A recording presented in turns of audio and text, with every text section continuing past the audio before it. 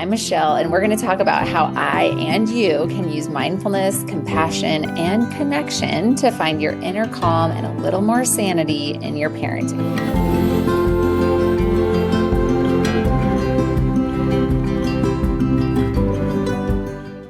Welcome. Today we are talking about back to school, and this is a back to school series. And in this final back to school series episode, it is prepping for back to school transition with play.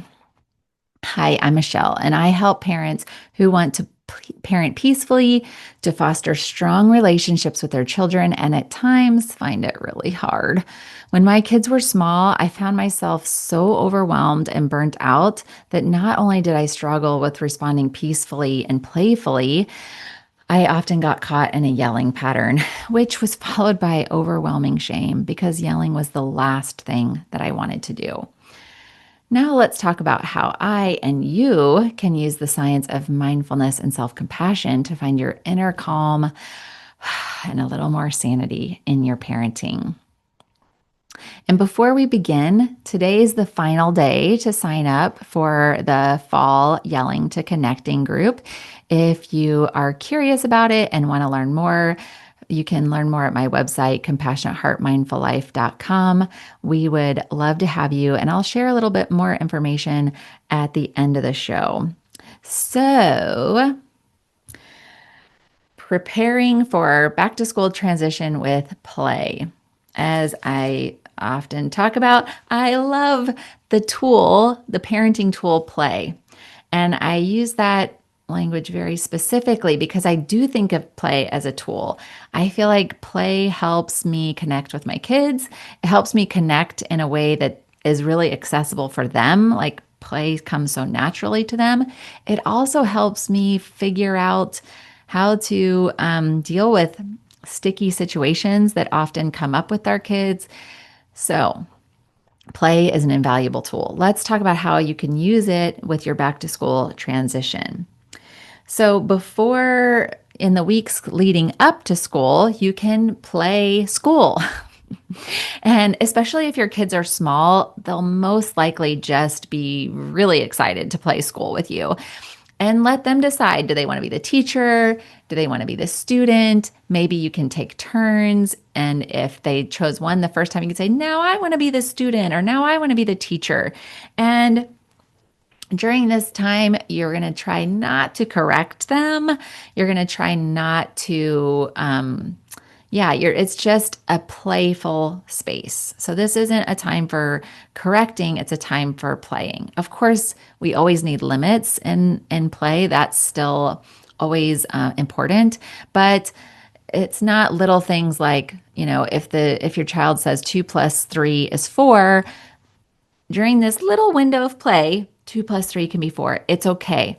If you're really worried about it after you play, you can talk about that 2 + 3 is 5. But that's the kind of thing that I'm talking about. Also, as Hand in Hand likes to say, follow the laughter. I love this instruction because it's easy. Well, maybe not easy, but it's helpful guidance, right? So if I'm playing with my kiddos and I'm paying attention to how they're responding to stuff, follow the laughter. If you do something silly and like you're the teacher and you're being silly and you fall over and your kids start laughing hysterically, awesome, follow the laughter. And the reason that play is so helpful because it helps kids work out their anxieties, it helps them work out their fears, and laughter helps them offload stress. So it's so beneficial for so many reasons. So again, you can play school, you can be the mean teacher, you can be the silly teacher, you can be the buffoon teacher, you can, write your name on the board upside down, you can, pass out papers in a weird way. You can do things kind of the opposite of how it's supposed to be done. And then your kiddo gets to be like, that's not how you do it. You do it like this. And that means they get to be in charge. They get to be the one that knows something and gets to tell you, which is often not the case for kids, right? They're always being told what to do, always like it's just that's the nature of being a child is you're the one that doesn't know what's happening and someone's always having to tell you. So for this little window of play, they can get to be in charge and they can get to tell you this is how you write your name or this is how you line up or what have you, right? It's fun for them to get to be the one who knows something and gets to tell you something. So if you're you can be a silly student. Maybe you're a student who's scared and like doesn't want to even be there or raise their hand, and you're just kind of like over dramatically scared, or you're over dramatically silly, or you're running around and don't want to sit down. Whatever, especially, kids specific, where things that you think your kiddo might struggle with, or things that might make your kiddo laugh, things that you think your kiddo might be nervous about when it comes to school, you can play them out in a silly way.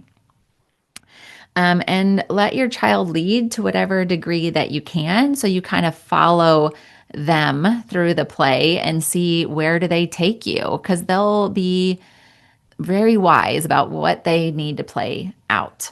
You can also take them to, if they're starting a new school, especially, or if they, even if they're at the same school, take them to the school playground or around, if there's some place to play in the vicinity of the school, then take them there and do some just play, like play at the playground, whatever you would want to play with them for 10 or 15 or 20 minutes, whatever you have, because that gives them a positive association with that place. It might bring up some of the anxiety or nervousness they have about starting, but then they have an opportunity to run and move through those emotions while they're there. And so that can be really helpful for kids. And that's so intentional, right? If you know they're going to be nervous, you kind of give them a space before the first day of school to kind of have that anxiety come up, and then you help them play through it. I find this to be a really helpful tool. I've used it in lots of different situations with my kiddos, and I would love to hear you share what ideas that you have, how you use play to smooth out the transition of starting school. Also, a chase is always a good game. So if you're at the school, you can, before the school starts, you can play a game of chase. Also, if school has already started and your kids may be having trouble with the transition into school, this is a great tool to use on the weekends or after school one day. This can be a really helpful tool. And when you're playing with them, they might say things that signal to you why they're having a hard time. Like maybe when they're playing the teacher and they get really strict and they're like, you're doing this wrong, and they tear it up. You're like, oh, maybe they're nervous about getting things wrong. Oh, maybe they're nervous about the teacher being really strict with them. So you can kind of listen for, oh, is this maybe what they're struggling with? Again, I love using play as a parenting tool. And I'd love to hear how you use play as a parenting tool, especially when it comes to school getting back in session. So, thank you so much for listening. And I hope you have a lovely day. Be well. And before you go, I want you to know I have a free gift for you. It's the guided audio pause and regroup, also known as the rage break. It's for those moments when you're about to lose it or you've just lost it with your kiddo or kids and you need a moment to pause because you don't want to yell. You don't want to keep yelling. And you pop me in your ears and I will guide you through moving your body through that fight or flight response, that difficult energy that can feel so intense. Shift your thoughts and then regroup and bring yourself back into the room with your kiddos and your family. I would love to hear how the guided audio pause and regroup, how it goes for you. I'd love to hear how it is. And back to the yelling to connecting. So like I said, this is the final day to sign up.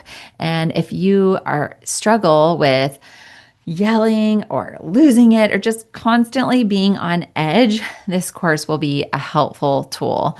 Imagine how different your life could be if you could feel more lighthearted and balanced with your kiddos, if you could trust that you have the strength and emotional capacity to handle your toughest parenting moments, if you could connect more easily with your children, if you could laugh and smile more with your kids and in general, and know that you have the balance and groundedness to be able to respond rather than react in these difficult situations. If this sounds helpful, please check out Yelling to Connecting at compassionateheartmindfullife.com.